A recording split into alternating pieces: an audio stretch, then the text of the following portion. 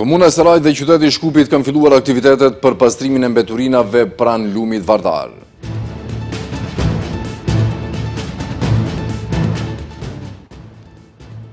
Banorët të fshatit Debresh kanë protestuar sot para komunës së Gostivarit për mungesën e vazhdueshme të ujit të pishëm.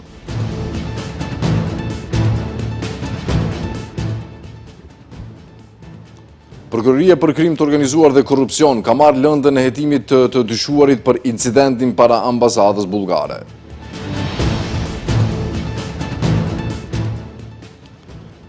Dështon nisja raundit të dytë të negociatave për marrëveshjen mes Shteteve të Bashkuara të Amerikës dhe Iranit.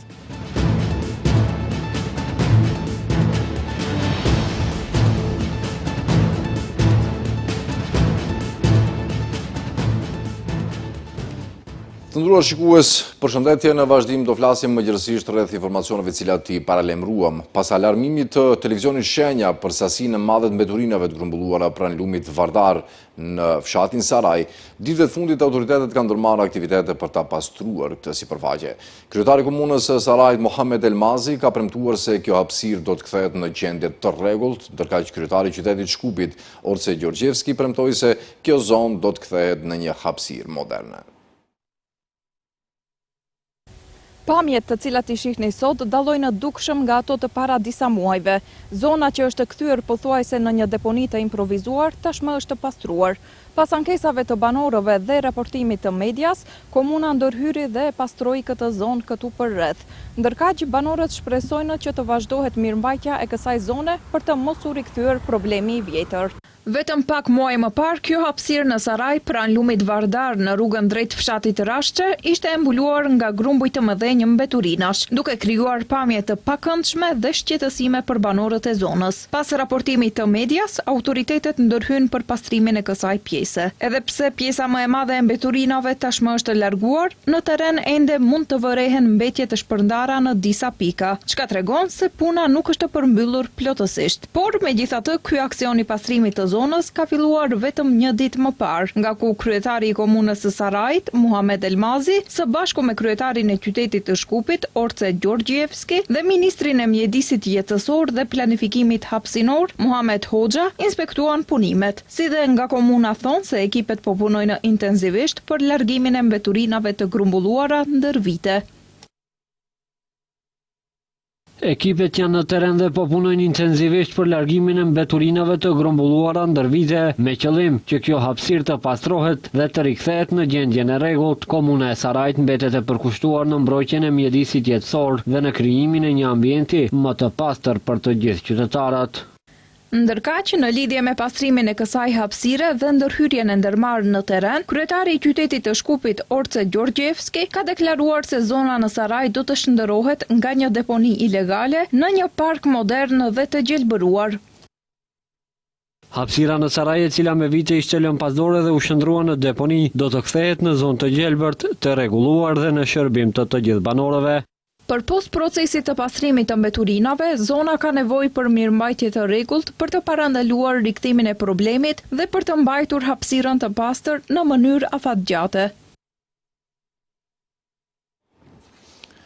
Banorët të fshatit Debresh të komunës së Gostivarit kanë protestuar sot para komunës, duke shprehur pakënaqësi për mungesën e vazhdueshme të ujit pishëm në vendbanimin e tyre. Në një moment të kapur nga kamerat, shihen një grup protestuesish që tentojnë të hyjnë me forcë në objektin e komunës, ku gjatë përplasjes janë thyer edhe xhamat e institucionit. Situata ka shkaktuar tensione para ndërtesës komunës, ndërsa banorët kërkojnë zgjidhje urgjente për problemin me furnizimin me ujë.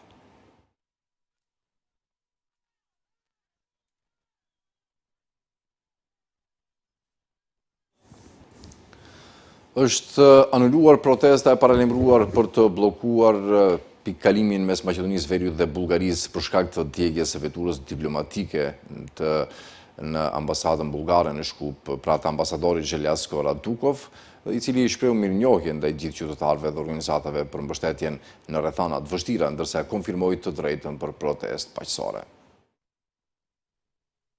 Pas paralajmërimeve për protesta dhe bllokat të pikave kufitare mes Bullgarisë dhe Maqedonisë së Veriut për shkak të djegjes së veturave diplomatike, ka reaguar ambasadori bullgar në Shkup Zheljasko Rudakov përmes një reagimi në faqen zyrtare të ambasadës. Rudakov shprehi mirënjohje për të gjithë qytetarët dhe organizatat që mbështesin në rrethana të vështira dhe e konfirmoi të drejtën për protestë paqësore, por kërkoi që të mos bllokohen pikat kufitare.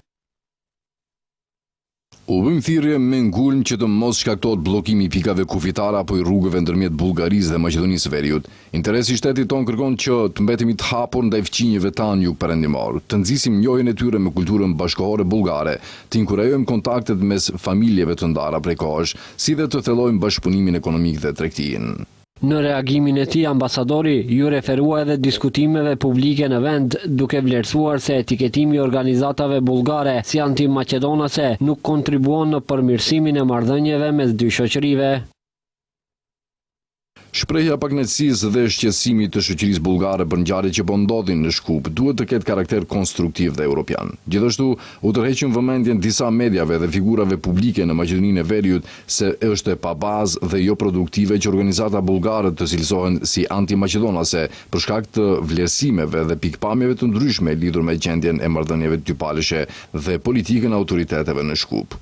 Ndërkohë, anulimin e protestës e ka konfirmuar edhe Viktor Stojanov, kryetari i Fondacionit Maqedonia. Ai njoftoi se vendimi është marrë pas konsultimeve me përfaqësues të Ministrisë së Punëve të Jashtme dhe me ambasadorin bullgar në Shkup. Protesta parashishte bllokimin e 3 pikave kufitare mes dy vendeve. Sa i përket rastit të djegjes së automjetit diplomatik, autoritetet kompetente kanë ndërmarrë veprime ligjore ndaj të dyshuarit. Gjykata ka caktuar masën e paraburgimit për 7 ditë për personin që dyshohet se fillimisht spërkati automjetin me benzin e më pas i vuri flakën. Ndërkohë ka ardhur edhe reagimi nga komuna e Gostivarit pas protestës së banorëve të Debreshit për mungesën e ujit të pishëm, duke njoftuar se tashmë kanë nisur punimet për ndërtimin e një linje të re ujësjellsi. Sipas komunës, projekti pritet të përfundojë brenda një muaji dhe do të rrisë ndjeshëm kapacitetet e furnizimit me ujë duke përmirësuar gjendjen për banorët e fshatit. Paralelisht është marrë edhe vendim për sanimin dhe përmirësimin e burimit të ujit mbi Debresh me qëllim stabilizimin e sistemit të furnizimit. Nga komuna e Gostivarit po ashtu theksojnë se problemi është i kahershëm dhe se mbeten të përkushtuar për zgjidhjen e tij përmes investimeve konkrete dhe bashkëpunimit me qytetarët. Si mëtej me zhvillime të tjera, personi i dyshuar për djegjen e automjeteve para ambasadës bullgare në Shkup do të hetohet për veprën penale rrezikimi personave në mbrojtje ndërkombëtare sipas nenit 420 të kodit penal. Megjithatë, prokuroria e përgjithshme ja dorëzoi lëndën prokurorisë për ndjekje të krimit të organizuar dhe korrupsionit për të zhvilluar procedurën e mëtejme. Prokuroria Themelore Publike ja ka dorëzuar Prokurorisë Themelore Publike për ndjekje të krimit të organizuar dhe korrupsionit lëndën që lidhet me personin që vuri flakën veturës zyrtare pranë ambasadës së Bullgarisë për procedim të mëtutjeshëm. Nga Prokuroria Themelore thonë se kanë siguruar të dhëna që tregojnë për elemente të mundshme të veprës penale, rrezikimi personave në mbrojtje ndërkombëtare sipas nenit 420 të kodit penal. Ndërkohë, Prokuroria për krim të organizuar dhe korrupsion ka nxjerrë urdhër për zhvillim të hetimeve ndaj të dyshuarit. Duke pasur parasysh se bëhet fjalë për një vepër penale që hyn në kategorinë e krimeve kundër njerëzimit dhe të drejtës ndërkombëtare, e cila mbështetet në Konventin e Kombeve të Bashkuara për parandalimin dhe dënimin e veprave penale kundër personave të mbrojtur ndërkombëtarisht, përfshirë përfaqësuesit diplomatik, prokurori kompetenti ka propozuar gjyqtarit të procedurës paraprake caktimin e masës së paraburgimit prej 30 ditësh për të dyshuarin. Deri më tani, ndaj tij ishte caktuar masa e paraburgimit prej 8 ditësh në procedurë të shkurtuar. Pas ditën e sotme ka nisur takimi i paralajmëruar ndërmjet kryeministit Maqedonisë Veriut Hristian Mickoski dhe përfaqësuesve të Vlenit, ku në qendër diskutimit pritet të jetë rikonstruimi i qeverisë. Sipas informacioneve, një nga temat kryesore të bisedimeve është edhe statusi i ministrit Fatmir Limani, largimin e cilit e kërkojnë nga Vleni.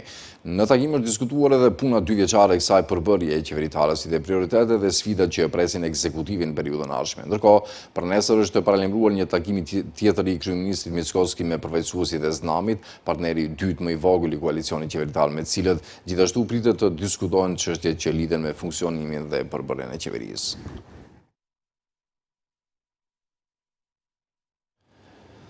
Partia opozitare shqiptare BDI dhe partia në pushtet Vlen janë përplasur gjatë emisionit debat në shenja në lidhje me vendimin e fundit gjykatës kushtetuese për emrat e rrugëve në Tetov.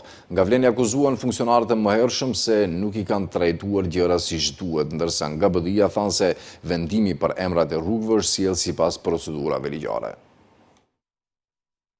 Zëvendës ministri i arsimit dhe përfaqësuesi i Vlenit, Driton Sulejmani, duke komentuar vendimin e fundit të gjykatës kushtetuese lidhur me emërtimet e rrugëve dhe shesheve në Tetov, ka kritikuar institucionin dhe mënyrën se si janë trajtuar këto çështje në të kaluarën. Sulejmani në emisionin Debat në Shenja vlerësoi se gjatë periudhës së qeverisjes së BDI-s, nga viti 2007 e tutje nuk janë sjellë zgjidhje të qëndrueshme dhe të plota ligjore. Sipas tij, pushteti i kaluar ka ofruar vetëm gjysmën zgjidhje, ndërsa çështja do të shqyrtohet më tej nga Këshilli i Tetovës. Tjetër, ajo të cilës po përmendëm rastin e vendimit për ndryshimin e emrave të rrugëve, fatkeqësisht në vitin 2007 në Këshillin Komunal të Tetovës, fatmirësisht është marrë një vendim i tillë për të ndryshuar emrat e rrugëve, mirëpo ky vendim nuk është miratuar e para nga qeveria. Gjithë këto vite, prej vitit 2007 deri në vitin kur BDI ka qeverisë në pushtetin qendror, nuk kemi vendim të miratuar dhe e dyta, sipas informatave që kam, është sjellur pa patenter vendimi i tillë. Nga ana tjetër, sekretari organizativ i Bashkimit Demokratik për Integrim, Nebi Rexhepi, kundërshtoi pretendimet se vendimi i Këshillit Komunal i vitit 2007 nuk ishte miratuar sipas procedurave ligjore. Rexhepi theksoi se vendimi i sjellë në vitin 2007 është miratuar me parimin e badenterit, duke demantuar deklaratat e bëra nga Driton Sulejmani se procedura nuk ishte respektuar. Vendimi i Këshillit Komunal aso kohe është sjellur me badenter. Dhe për këtë ka dëshmi në arkivin e komunës së Tetovës. Sa i përket vendimit për anulimin e emrave, Iliria, Dervish Sara e të tjerët, dhe rikthimin e emrave Marshall Tito, Ivo Lolla Ribar, Radovan Corniqe, JNA, 29 nëntor e kështu me radhë, është si rezultati një ankese, një parashtrese që është bërë nga një shoqat e dalur nga luftetarët e luftës nacional shërimtare, pikërisht në shkurt ose mars të vitit 2025. Rexhepi po ashtu tha se koalicioni Vlen nuk ka kapacitet të ndalojë vendime që ai i cilësoi si anti-shqiptare, duke argumentuar se vendimi për emërat e rrugëve është vetëm një në një seri zhvillimesh të ngjashme. Kuvendi pritet që të miratojë strategji për luftë kundër korrupsionit. Strategjia do të përfshi prokurimet publike dhe mbikëqyrje zbatimit të ligjeve në gjyqësor, shëndetësi, urbanizëm dhe planifikim hapësinor, energjetik dhe fusha të tjera. Komisioni Shtetëror për Parandalimin e Korrupsionit e dorëzoi në Kuvend strategjinë kombëtare 5 vjeçare për parandalimin e korrupsionit dhe konflikt interesin. Ajo, siç bën me dije, hyn në fuqi pas miratimit në Kuvend. Me strategjinë kombëtare, sipas kryetarit të Komisionit për Antikorrupsion Adem Çuçul, do të forcohet edhe integriteti personal i funksionarëve, i institucioneve, por edhe rezistenca ndaj korrupsionit. Strategjia përfshin 7 sektore, gjëgjësisht 2 fusha horizontale dhe 5 sektor. Fushat horizontale janë prokurimet publike dhe mbikëqyrja e zbatimit të ligjeve, ndërsa sektorët përfshin gjyqësorin, shëndetësinë, urbanizmin dhe planifikimin hapësinor, mjedisin jetësor, energjetikën, resurset natyrore dhe transportin dhe objektet infrastrukturore. Kryetari i Kuvendit Afrim Gashi vlerësoi se është momenti i fundit kur duhet të trajtojnë dhe luftojnë këtë dukuri në shtet. Mendoj se është koha e fundit që gjithë ne si shoqëri të ngrejmë sensitivitetin për këtë dukuri mjaft të rëndë dhe negative, siç është korrupsioni, ta luftojmë nga gjitha anët dhe sa më pak që është prezentaj në institucionet publike, aq më tepër do ta shëndoshim organizmin shtetëror publik të vendit tonë. Për llogaritja fiskale e strategjisë kombëtare, siç njoftuan, kushton rreth 3.5 milion euro, që sipas tyre është shumë e ulët në krahasim me dobit që do të sjellë ajo. Dogana Maqedonisë Veriut njofton se ka ngritur padi penale kundër një mjeku dhe një infermierit të cilët dyshohen për tentim për kontrabandim të botoksit në vlerë prej rreth 10.000 euro. Ata tentuan të kontrabandonin gjithsej 199 flakona botoks përmes një dërgese postare të deklaruar si produkte kozmetike. Edhe një tentim për kontrabandim të botoksit në vlerë prej rreth 10.000 eurosh. Dogana e Maqedonisë së Veriut njofton se ka ngritur padi penale kundër një mjeku dhe një infermiere, të dy të punësuar në qendrën klinike universitare Nën Tereza. Ata tentuan të kontrabandonin gjithsej 199 flakona botoks me një vlerë totale prej rreth 615.000 denarësh përmes një dërgese postare të deklaruar si produkte kozmetike me vlerë totale prej $80. Rasti ishte zbuluar nga doganierët e njësisë doganore Shkup 1 gjatë një kontrolli të detajuar të dërgesës postare të deklaruar për zdoganim importi. Nga hetimi paraprak u përcaktua se i dyshuari i pari punësuar si mjek në qendrën klinike universitare Nën Tereza porositi 199 flakona botoks me vlerë 615.000 denar nga një kompani nga Republika e Kores dhe u pajtua që ata të deklaroheshin në faturë si 10 copë produkte kozmetike me një vlerë totale prej $80. Pastaj ai i kërkoi të dyshuarit të dytë i punësuar si infermiere në qendrën klinike universitare Nën Tereza të nënshkruhej si pranuesi i dërgesës. Infermierja kishte pranuar që porosia të dërgohej në emrin e saj dhe e ka paguar porosin nga llogaria e saj e transaksionit. Importi i botoksit, porosit dogana, është i rregulluar në mënyrë strikte dhe i nënshtrohet lejeve të veçanta nga institucionet kompetente dhe çdo mashtrim që lidhet me importin e mallrave të tilla ose të ngjajshme përbën rrezik për shëndetin e qytetarëve. Ky është rasti i dytë këtë vit i importimit të paligjshëm të ilaçeve dhe pajisjeve mjekësore për ndërhyrje estetike. Më parë në prill të këtij viti u arrestuan 14 persona mes të cilëve dhe një mjek nga Spitali Teq Shtatori dhe Klinika Universitare e Dermatologjisë. Ata dyshohen për kontrabandim të produkteve mjekësore që përdoren për ndërhyrje estetike. Nën hetim janë 19 persona dhe 6 subjekte juridike. Vrasësi Serik nga Nagoriçani Vjetër do të përballet me akt akuzë për 4 vrasje dhe 2 tentim vrasje, njoftoi sot Prokuroria Themelore Publike e Kumanovës. Të gjitha veprat penale për cilat dyshohet 25 vjeçari kanë qenë me paramendim dhe për këtë ai rrezikon të dënohet me më së paku 10 vjet burg ose burgim të përjetshëm. Prokuroria Themelore Publike e Kumanovës ka ngritur akt akuzë kundër vrasësit Serik nga Nagoriçani i Vjetër 25 vjeçar, i cili dyshohet se ka kryer 4 vrasje me paramendim dhe 2 tentativa vrasjeje të së njëjtës formë të kualifikuar. Sipas ekspertizave të kryera gjatë hetimit, ai i kreu veprimet për motive të tjera të ulta, përkatësisht me qëllim për të kënaqur pasionet e tij seksuale ndaj trupave të vdekur femra. Gjatë hetimit, prokuroria ka zbuluar se natën midis 5 janar 2025 dhe 6 janar, në fshatin Kleqov, ai me dashje ia mori jetën një gruaje të moshuar dhe të pafuqishme. Ai hyri në shtëpinë e saj dhe ndërsa ajo flinte në shtrat, e sulmoi fizikisht dhe filloi ta mbyste me dhunë. Gruaja vdiq nga frakturat dhe lëndimet e shumta që e pengonin të merrte frym. Në një periudhë kohore të paspecifikuar, midis 5 qershorit 2025 dhe 7 qershorit 2025, në fshatin Dragomanc, ai vrau me dashje një grua tjetër në një mënyrë të ngjashme.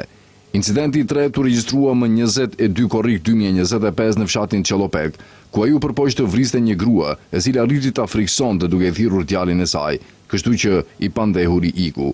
Në orët e mbrëmjes, midis 17 janarit 2026 dhe 18 janarit 2026, në fshatin Nagoriçani Vjetër, i pandehuri vrau me dashje një grua që ishte më e re në moshë, por të cilën e dinte gjithashtu se ishte vetëm.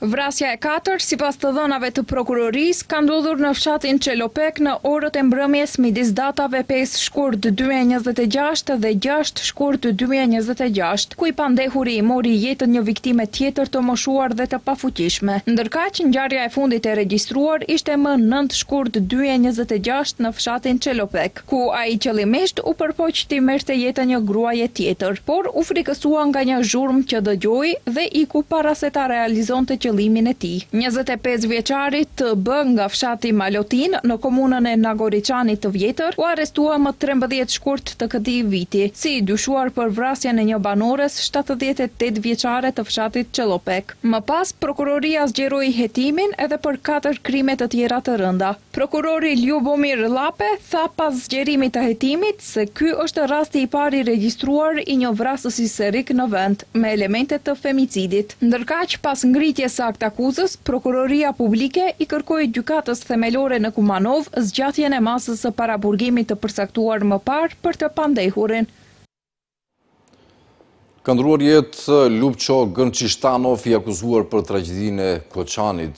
Ai ishte 54 vjeç ndërsa shërbeu si inspektor i përgjithshëm ose shef i shërbimit të inspektimit në Drejtorinë për Mbrojtje dhe Shpëtim nga 15 janarit 2013 deri më 16 mars 2025. Si pjesë e rastit të tragjedisë së Koçanit, ai u akuzua për veprën penale krime të rënda kundër sigurisë publike. Sipas informacionit në dispozicion, Gërnçishtanov kaloi 77 ditë në paraburgim efektiv, pas të cilave ai ishte në arrest shtëpiak për gati 14 muaj. Zjarri në diskotekën Puls shpërtheu më 16 mars 2025, ku humbën jetën 63 persona dhe u plagosën më shumë se 200 të tjerë. Për këtë tragjedi janë të akuzuar 35 persona fizik dhe 3 persona juridik.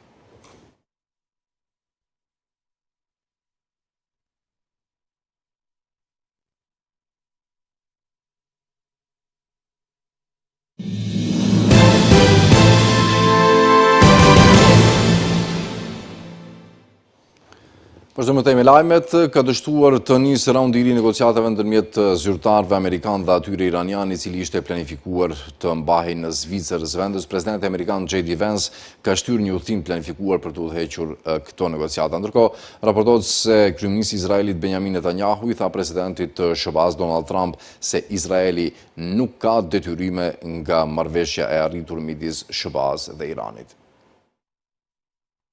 Shtëpia e bardhë njoftoi se zëvendës presidenti SBA-s J.D. Vance ka shtyrë një udhëtim të planifikuar në Zvicër, ku ishte planifikuar një raund i ri bisedimesh me Iranin pas nënshkrimit të memorandumit të mirëkuptimit për t'i dhënë fund luftës.